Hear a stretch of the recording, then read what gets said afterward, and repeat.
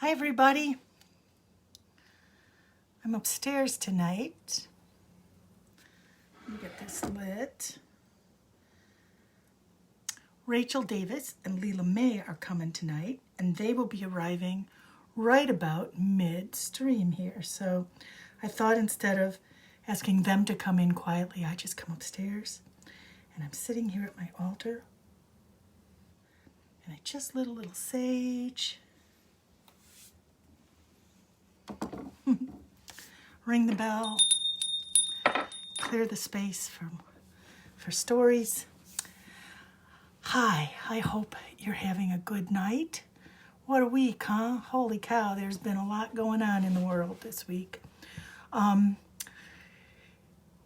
home back in Cadillac. It was great last week being in Wisconsin and having Aunt B as my guest. I've got, I'm sorry, I just crashed into the altar with my knee. Ouch. Well, that's me. Anyway, so it's nice to see you all. Well, I can't see you. It's nice for you to come and hear some more stories here tonight. I thought that I'd talk to you a little bit before telling you about something that happened to me, a little bit about being afraid of ghosts.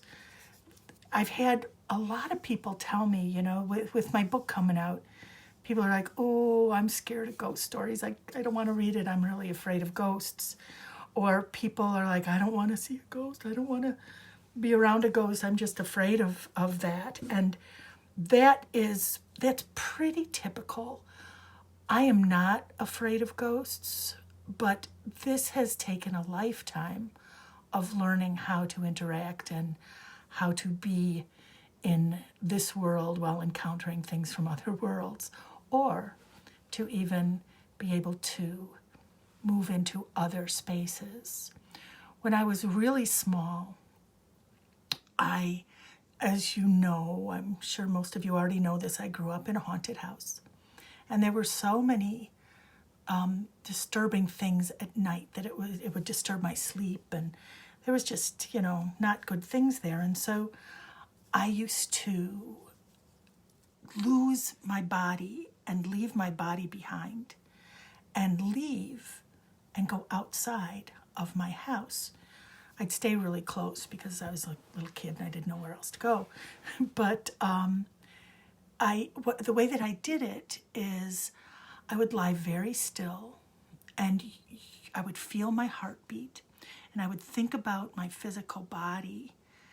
And then, and I still do this today, I think about my physical body and then I focus on the space just beyond my skin, that energetic space.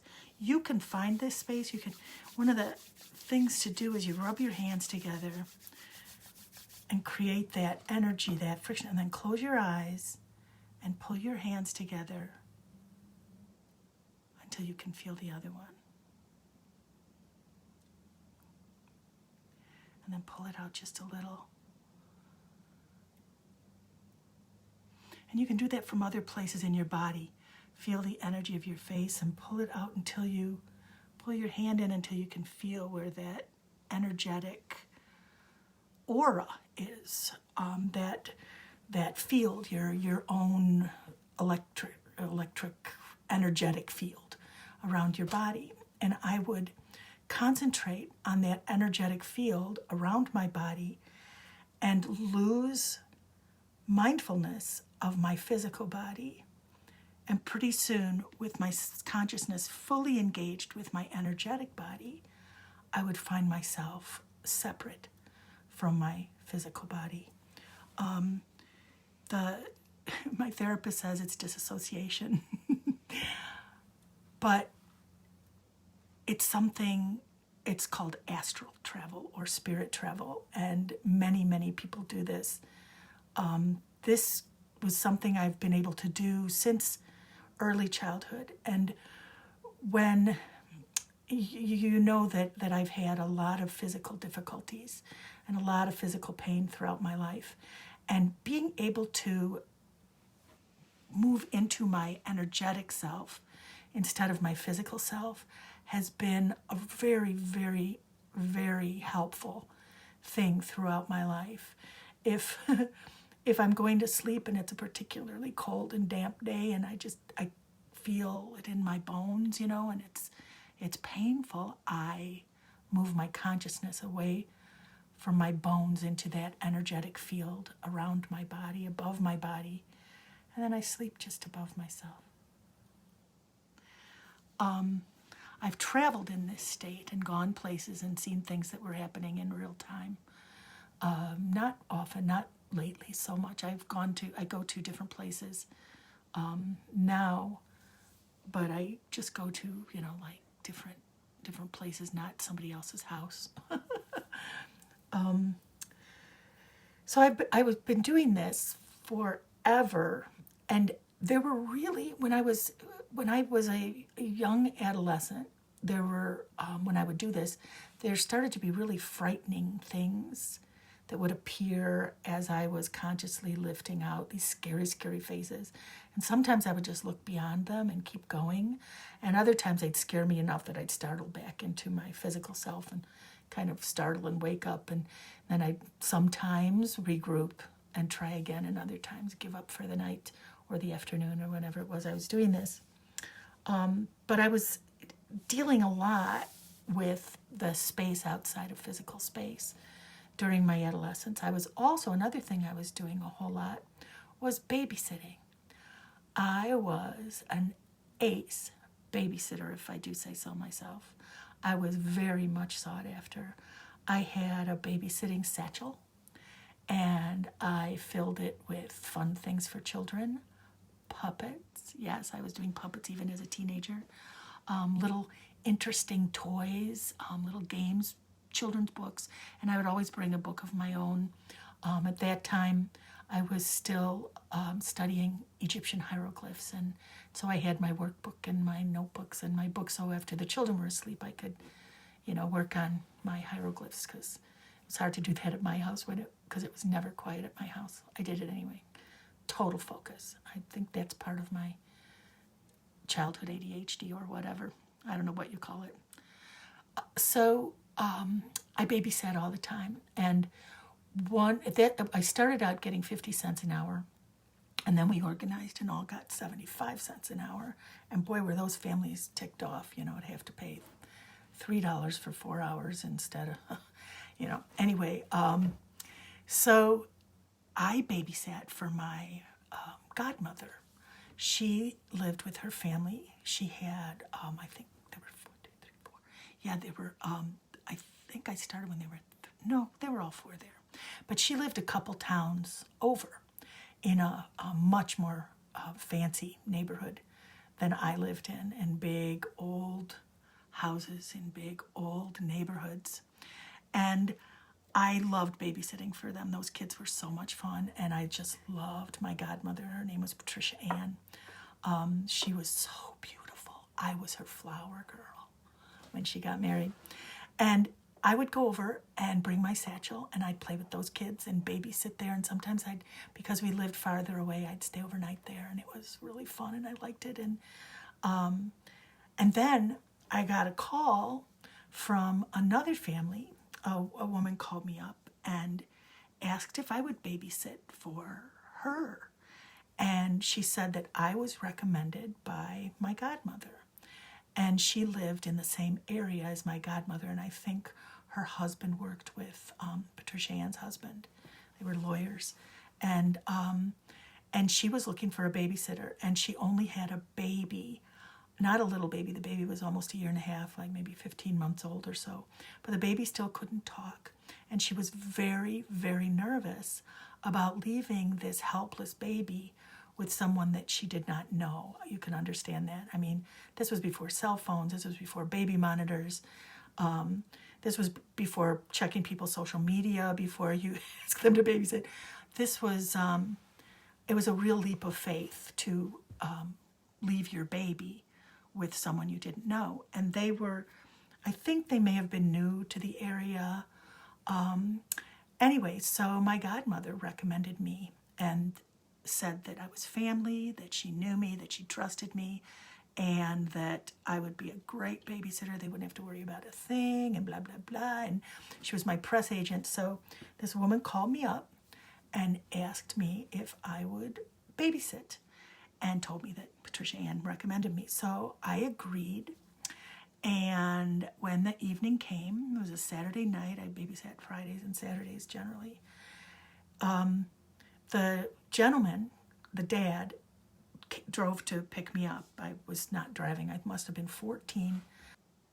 I'm back. It just disconnected for a minute. So at 15, I started having surgeries on my legs. So I took a hiatus from babysitting, and but it was before that. So I was probably 13 or 14 years old. And the gentleman comes to pick me up, and he comes in the house because now I'm this young teenager going with strangers. And he introduces himself to my parents. He shakes my father's hand.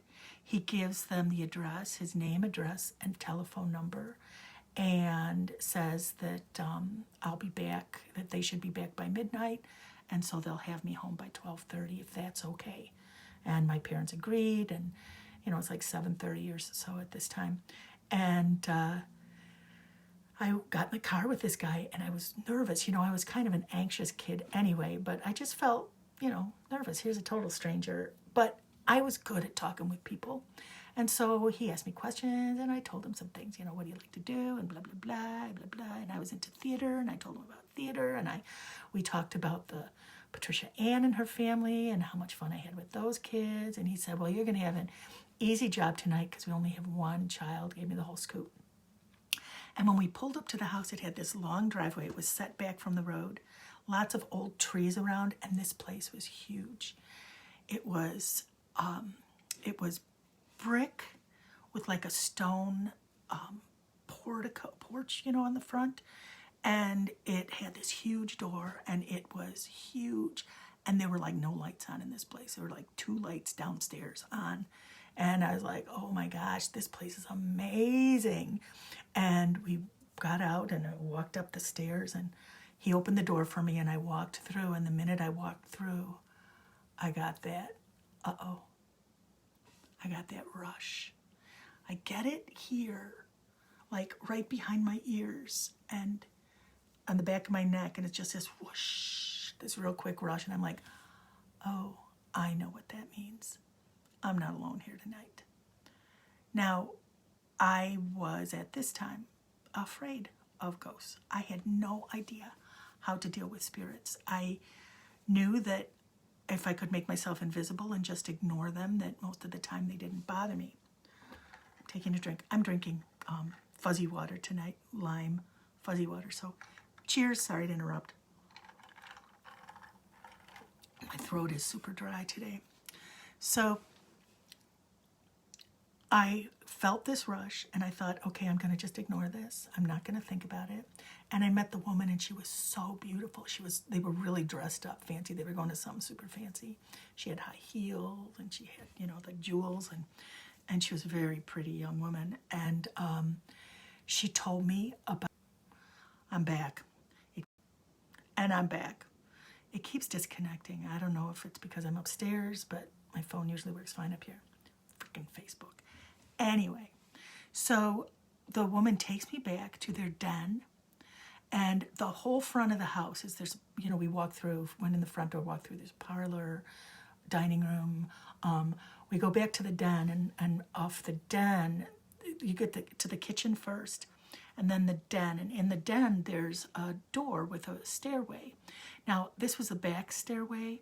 I don't recall a front stairway. There must have been like by the front entryway. That's usually how those houses are built, but I didn't remember that. But there was a back staircase that went straight up, and she said the baby is already asleep. He never wakes up at night, but keep the doors open so that if he does wake up, you can hear him down here, and you can be down here in the den. And I put my bag down, and I had my book and stuff, and she showed me in the kitchen where there was a pop in the fridge and some snacks. You always got snack and soda when you babysat. And then took me upstairs, and there was a door at the bottom of this staircase, and it was a narrow staircase. It was I could, without reaching all the way out, I could touch both walls. It was a narrow one-person staircase.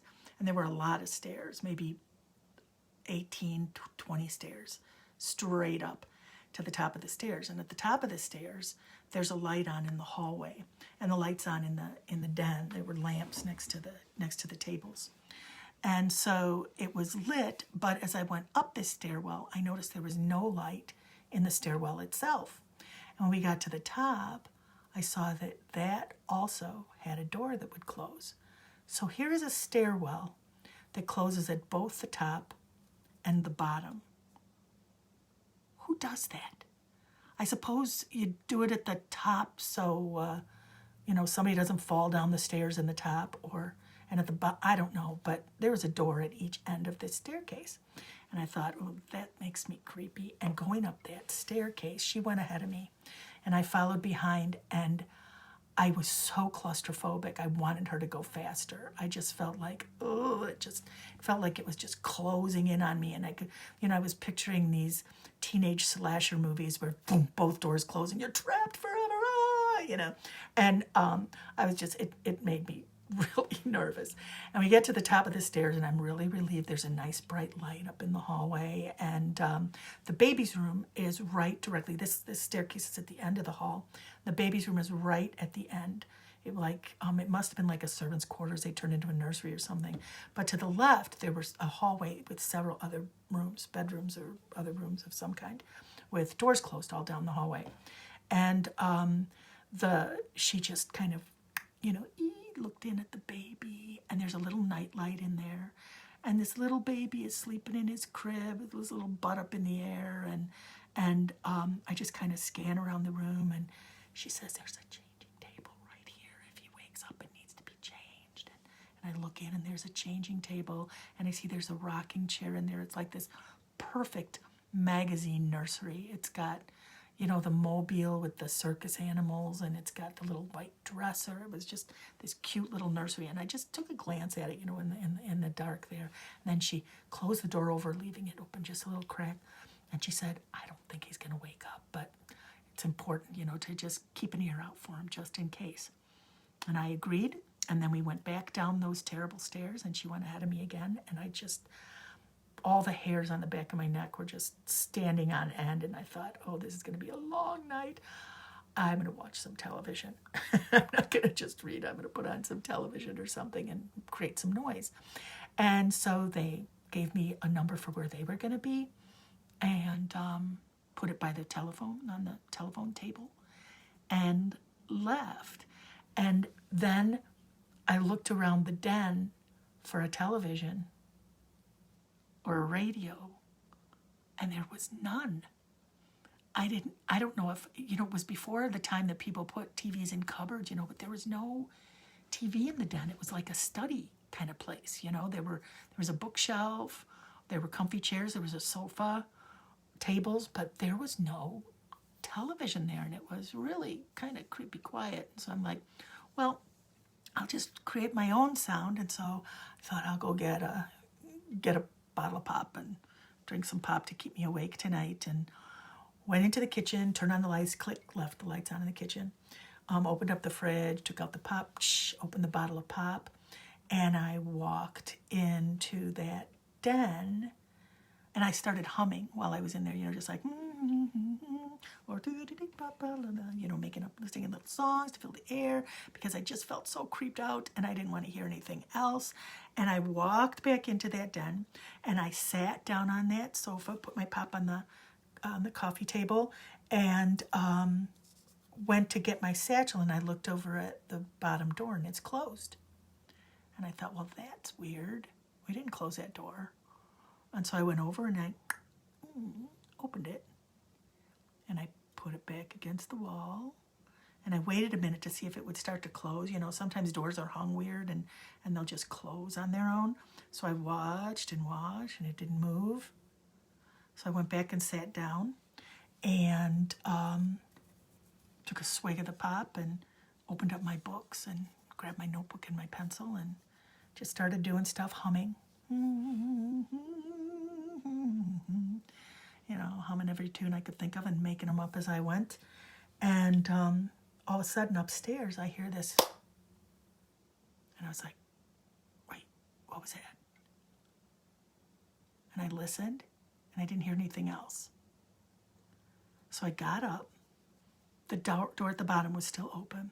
And I went to the bottom of the staircase, and the door upstairs was closed. And I was like, I didn't swear at that time, but had I sworn at that time, I probably would have. I looked all the way up that dark staircase with just the sliver of light coming in under that door, and it's closed. And I'm thinking, oh my gosh, I have to open that door. I have to check on that baby. There's something going on, and that's my job, to keep this baby safe. So I took a deep breath, and I said, I'm coming upstairs. Just announcing myself.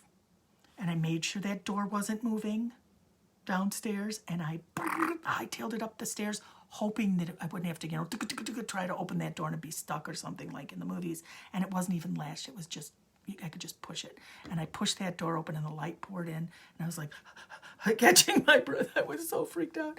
And I went to the baby's door, still my heart beating like a mother, and I just opened that door just a little bit more and looked in, and little baby still sound asleep, completely undisturbed. And I was like, oh, thank goodness. Okay.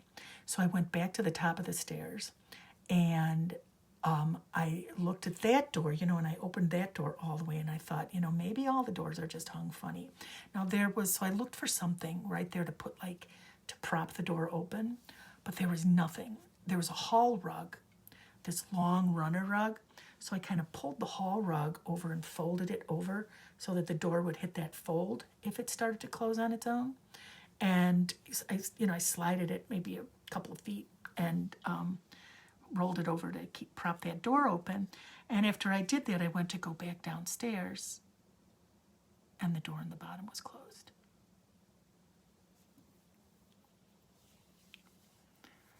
So now I'm thinking, what am I going to do?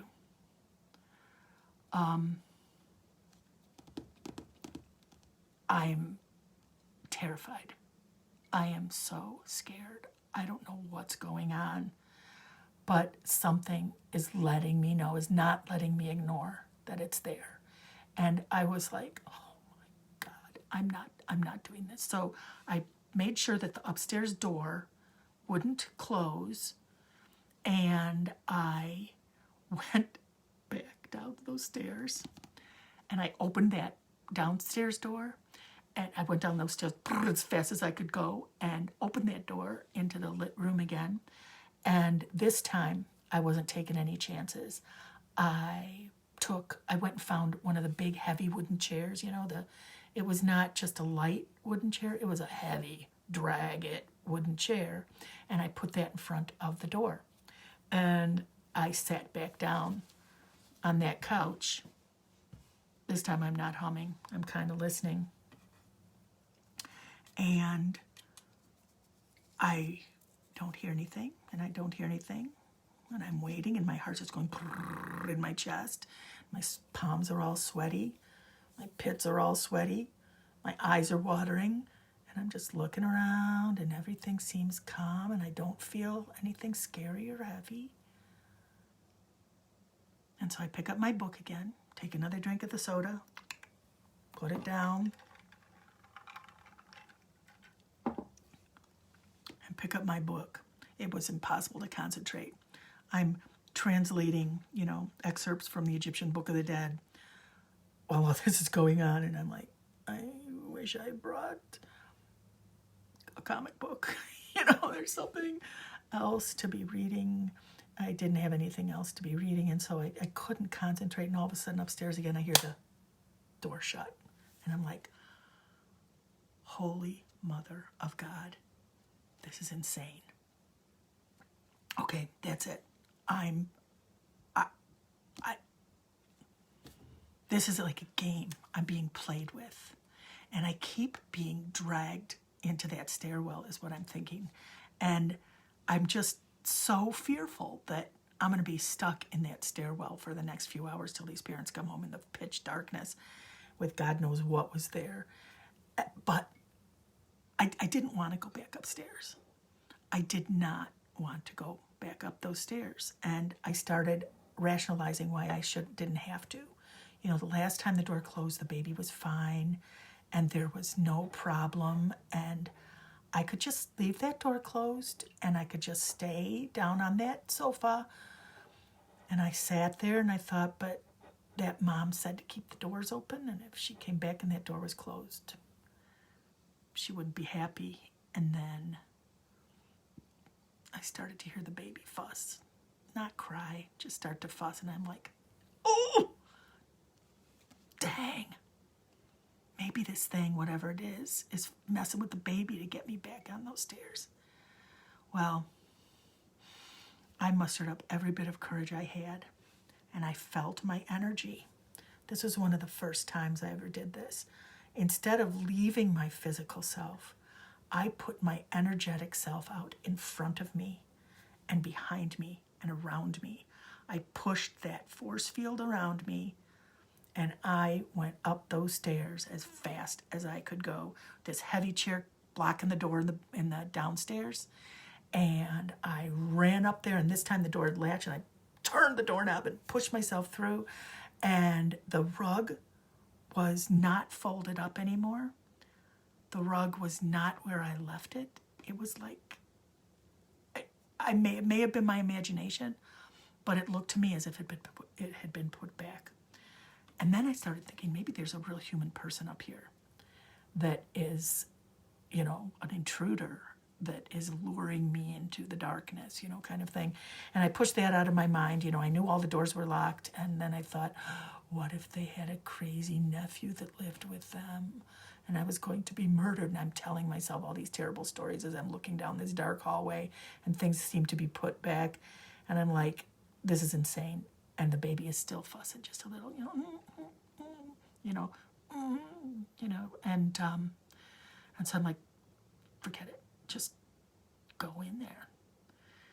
And I opened the door to the baby's room, and it seems like he's sleeping, and he's just moving just a little. And so I just went and just put my hand on his back, you know how you do with a baby to just calm him. You don't say anything, you just, you know, give him a little, like a hand swaddle kind of thing. And I stood there a minute. And as I stood there, I heard bang. And I thought, the upstairs door closed again. Somebody's out in the hall. And I opened that door and I looked, and there was nothing in the hall. And that door was still open. And I took the step to the top of the stairwell, and I looked down, and the downstairs door was shut. I kid you not. I almost wet my pants. My knees buckled, and I was like, what am I gonna do? I'm not going in that staircase again. And everything is just like insanely crazy. And I had to protect that baby. So I went in his room, and I closed the door all the way, and I sat down in that rocking chair, and I kept pushing my energy out further and further from my body. I wasn't leaving. I was staying right there, and I pushed it until I had this like bubble around me, and I pushed it towards the door while I was still physically conscious. I imagined my energy just pushing all the way to the door to that baby's room, to that nursery.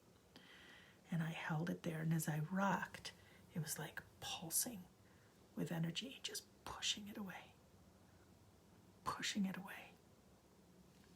And I sat there watching that door, listening for other doors to open or slam, for what seemed like an eternity, just rocking and keeping my energy out. Until I heard the downstairs door open, and the woman's voice say, hello? And I was like, I jumped 1,000 feet when I heard the door open. And my energy just went, it was like shattering glass, down almost. But I was like, oh. And then once I was not forcefully exerting it, I felt shaky and weak and just really freaked out because now the grown-ups were there. And so I opened the nursery door and the upstairs door was closed. And the downstairs door was closed and open, and the mother was down at the bottom. And I opened the door and she said, is everything okay? And I said, yeah, I'm coming down. And I pushed that door open and I just looked down that hall and I went down those stairs. And she said, what's this chair doing over here? Were you afraid you couldn't hear the baby and sat over here? And I said, no, I put that chair up against the door because the doors kept closing. The upstairs door kept closing and the downstairs door kept closing. And she said, you don't say. I said, does that happen? Is that something that happens here are the doors not secure or something? And I told her, I said, I was just worried that I wouldn't hear him if I was all the way downstairs and those doors kept closing. So I decided to just spend the night up in his room. And she said, oh, you're such a dear, Patricia was she was so right about you. You just wouldn't, And I was like, come on, tell me about these freaking doors. Does this happen to you? And then later, now I'm thinking, maybe they never sat down in the den when the baby was asleep. Maybe they were doing other things and didn't notice, or I don't know. But I got, in that car, they paid me extra money. I think I got I don't know, what was it? It was like 8 to 12. So that would have been, $3. And I think I got a 5, maybe more. Maybe they gave me a 10. I don't know, I got a lot of money. And I thought, boy, I earned every penny of that tonight. And driving home, the man said, well, everything was okay. He was waiting in the car when she came in. He was waiting to drive me home. So he did not hear my story about the doors. And I said, boy, your stair doors are really weird. They won't stay open. And he said, oh, I know that happens all the time. Or he said, I know that happens all the time. And I'm like, really? You should check on that. That's what I said. And he said, okay, we will, So he said, how was everything? And I was like, everything was fine. Baby never woke up. Everything was fine. Didn't say a word about my night of terror. And when I got home, I was like, I couldn't wait to get in my bed. And this was not in the haunted house. This was in the really peaceful house. And I couldn't wait to get in the room with my sister and be in a place with another human being. And, I just... oh my God, it was a night of terror. And then like a couple weeks later, I get a call from the woman. And she said, oh, would you be interested in coming back? We have another dinner that we have to go to. And I'd be glad to, pay you really well if you come back. And I said, well, when is it? And she told me the date. And I said, oh, I'm sorry, I'm already booked that night. And she said, oh, okay, well, I'm sorry too. I'll call you again sometime. And I said, please do, lying through my teeth. So she called me again. And again, of course, I was busy. And she called me one more time. And I lied.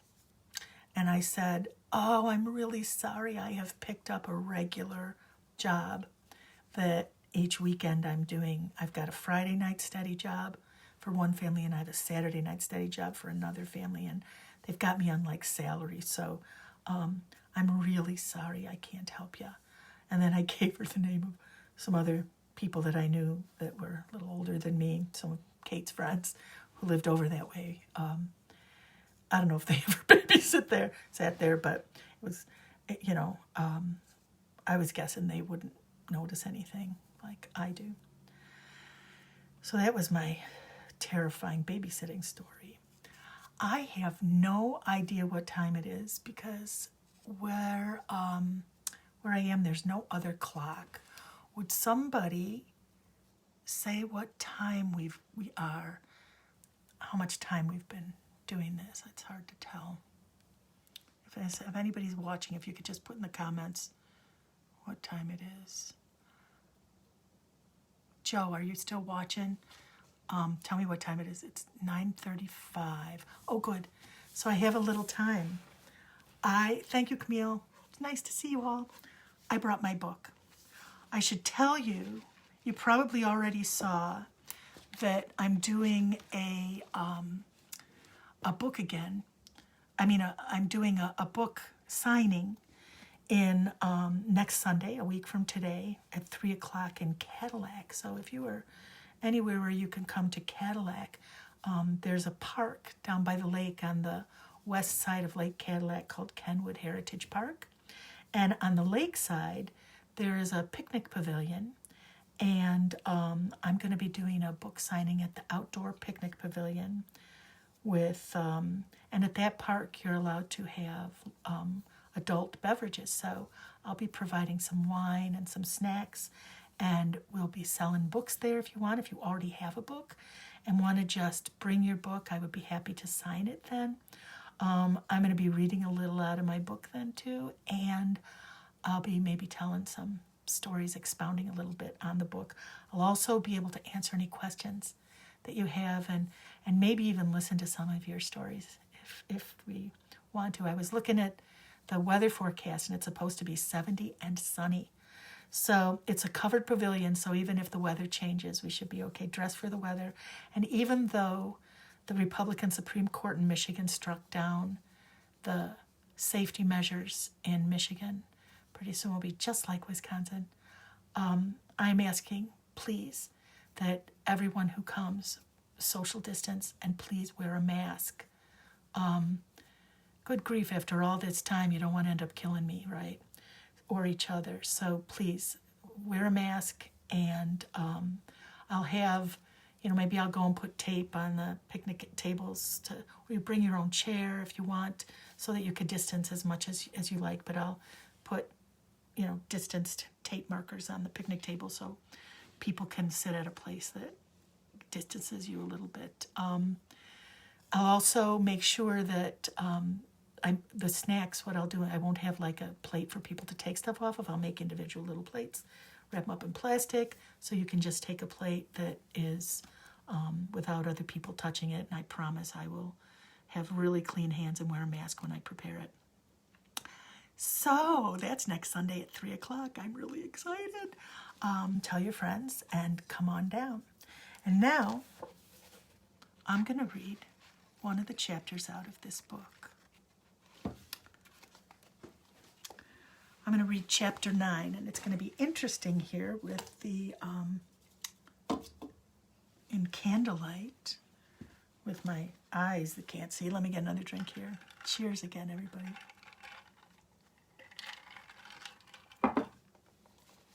Fuzzy water. Aldi makes really good sparkling water. This is lime. Anyway, chapter 9, terror. Noun, intense, sharp, overmastering fear. While most old houses can easily lay claim to a creepy basement, the basement in the house where I spent my childhood jerked that description up several notches, from creepy to abjectly terrifying. Very little in my young life could entice my siblings or me into the basement. Even my parents spent as little time there as possible. From time to time, however, we would double dog dare each other to stand alone just inside the basement door that opened outside to the driveway as the others closed the door and counted. It was a contest to see who could stay in that chilling domain alone the longest. We chanted the seconds, 20, 25, 30. Open the door! Open the door! The trick was to close your eyes and not look behind you toward the furnace or the coal bin. The trick was to keep your hands on the wooden door, trying in vain to maintain a connection with the outside and the others there. The trick was to wait as far beyond that moment when the chill gripped your heart and you sensed something creeping toward you as you possibly could. until, at the very last minute, before it touched you, you began banging on the door, yelling, "Open the door!" We had an implied covenant with one another that the very second one yelled, "Open the door," the others would fling it open, allowing the occupant to rush out into the sunlight and safety as the others slammed the door behind them. This morbid and frightening challenge frequently occupied us through weekends and long summer days. On those occasions, we spent hours on end, unsupervised, as was the norm for children. I'm going to take my glasses off so I can see better. Okay. As was the norm for children on the block. Wait a second. On those occasions, we spent hours on end, unsupervised, as was the norm for children in our neighborhood during the late 1950s and early 1960s. Many other children on the block spent the same feral hours, roaming the neighborhood, looking for fun and adventure. We often played with one boy who lived with his crazy Italian mother and grandmother at the end of the block. All the kids in the neighborhood generally played together, though we did sometimes take pleasure in playing war and battling kids from the next block. We learned early on about outsiders. Jimmy, however, was one of us, though we did think he was kind of whiny and sometimes even a crybaby. So from time to time we teased him for entertainment or set him up for practical jokes. Still, he loved us, and we played together all the time. We'd walk to the end of the block and stand outside his garden apartment shouting in a sing-song pattern, "Yo, Jimmy, can you come out and play?" We could hear his mother yelling after him in Italian as he would come bouncing up his stairs. Then we'd all run off to whatever adventure we had planned for the day. I recall with tremendous guilt one time when we went too far. That afternoon, we decided to take turns playing the standing in the basement game. Some of us made it to 10, some even to 30. Jimmy stood back watching our terrified faces as we emerged breathless before laughing uncontrollably to disperse the rush of adrenaline. After we had each taken at least 2 turns, we asked Jimmy if he wanted to go. He backed away from us, appearing anxious and worried, shaking his head and telling us he did not want to go in the basement. We cajoled him, jostled him playfully toward the door, and called him a big chicken.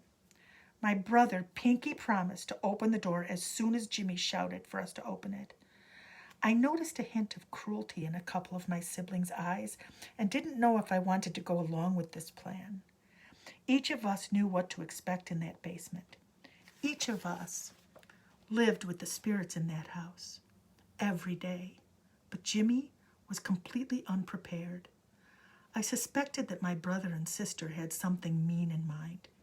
Even today, I regret not piping up to put a stop to what happened next.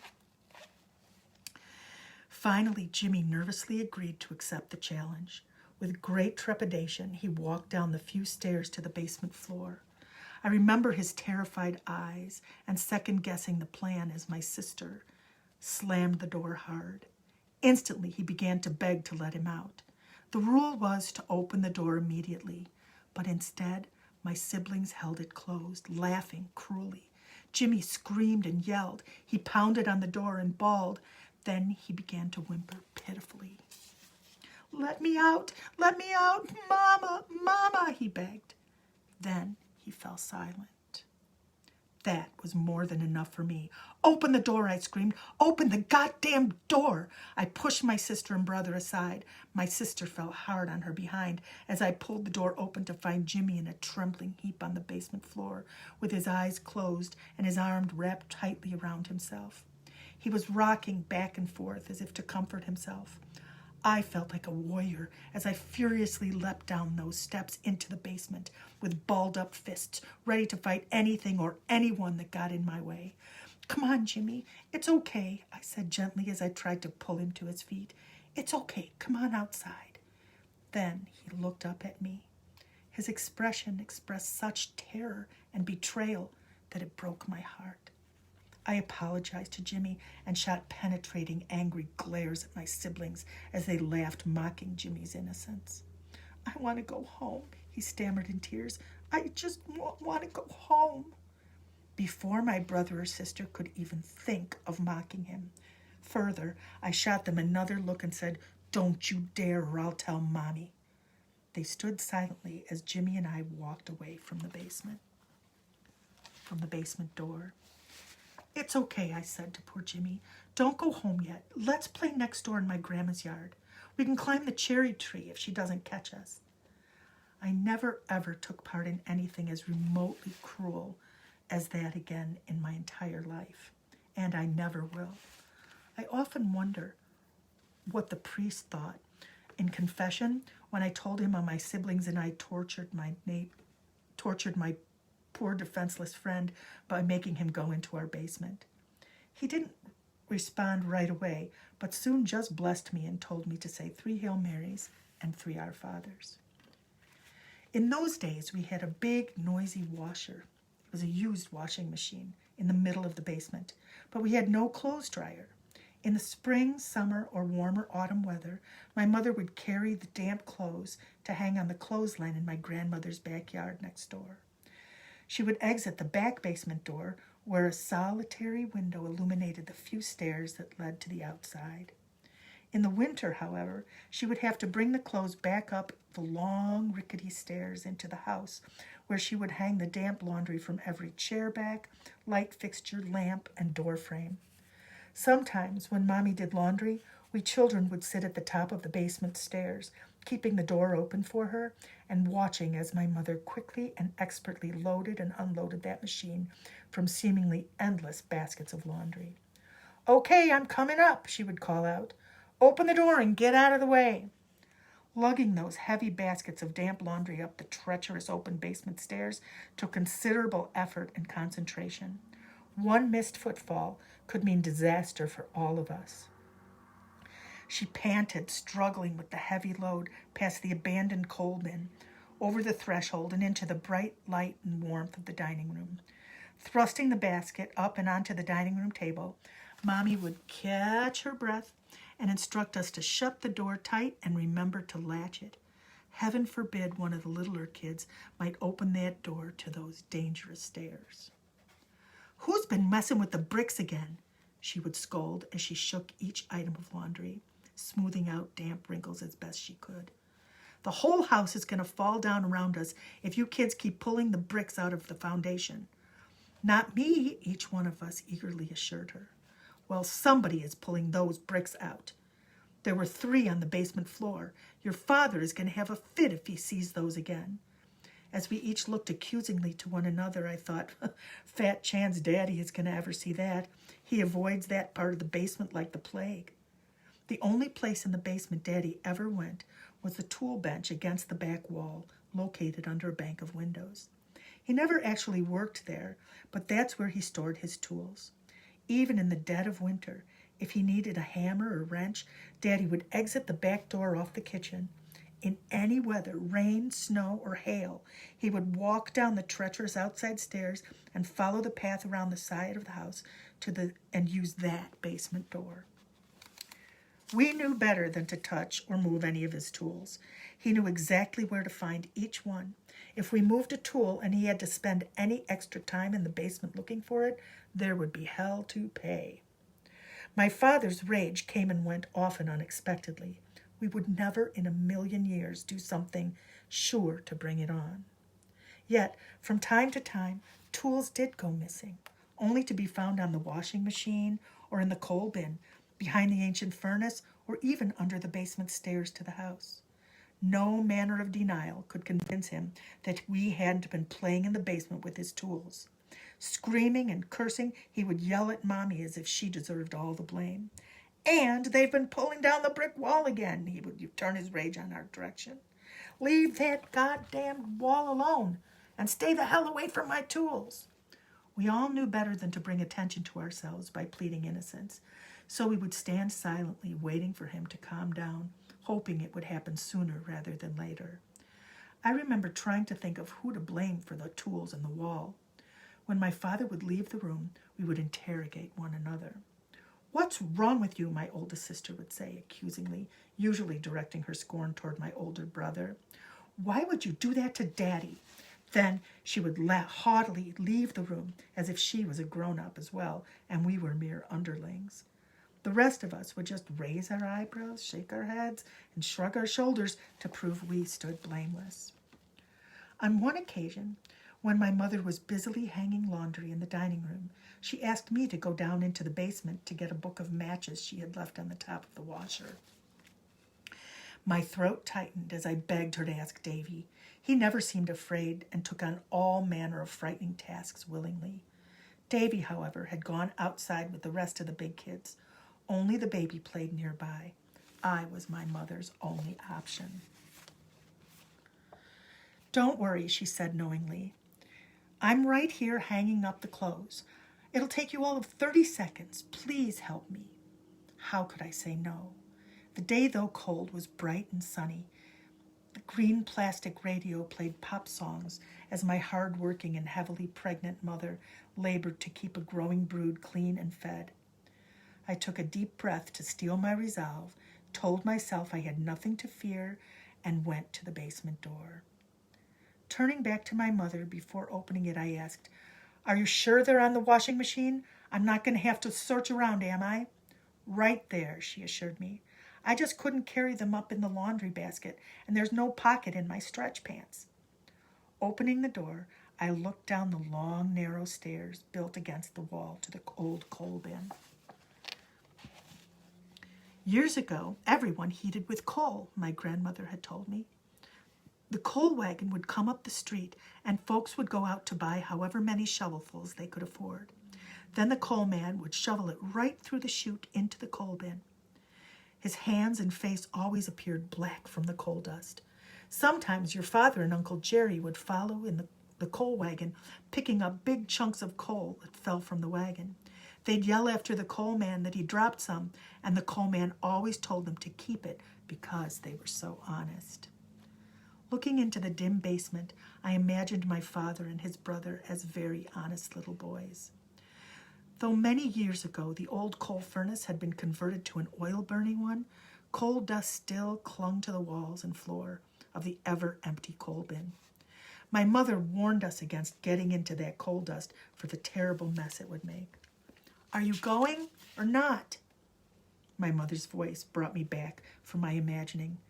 I stepped down 3 stairs and bent to look across the expanse of the basement, past the hulking furnace, toward the washer. There I clearly saw her book of matches right where my mother promised. Sighing deeply and holding on for dear life, I scampered down the rest of the basement stairs. The very moment my feet hit the roughly poured concrete floor, I knew I was not alone. I could feel a chill beyond that of the unheated basement. That same familiar chill that made every hair on my body rise, made my stomach flutter, and my heart jump. Though the washing machine and the matches lay only feet away, I could not move. I did not look from side to side because I knew in the very core of my being that something lurked just to my left. My heart beat faster, as I began to hear a scraping sound, slowly scrape, stop, scrape. I tried to figure out just what could possibly make the sound when I suddenly heard a loud plop. Startled, I jumped and quickly turned to look to my left, where to my horror I saw one of the foundation bricks on the floor. I did not wait for what might happen next, as again I heard the scraping.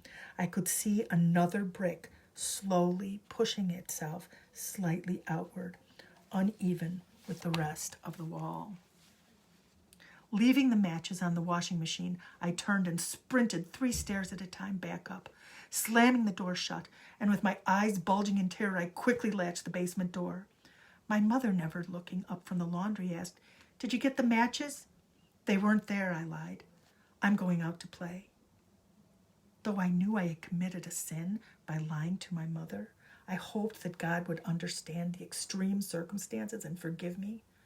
As I ran to get dressed in my outdoor gear, I wished I could have been as honest as my father and Uncle Jerry. But even more, I wished that those goddamn bricks would just stay put. That's one chapter. So if you haven't gotten your book yet, you live near Cadillac, come next Sunday and you can buy one there. Or you could get them online. Amazon, it's in stock again. It's gone out of stock a couple of times, but it's back in stock. Tell your friends. And maybe I'll even see you next week. Wouldn't that be fun to see each other in real life? We can't hug, but we can wave and be in one another's presence with our masks. All right, friends. That's it for tonight. I hear a kerfuffle downstairs. That means that Rachel and Leela got here. So I'm going to go down and I am going to hug them. You stay well, be safe, and I'll see you next Sunday afternoon, and I'll also see you right here next Sunday night. Bye.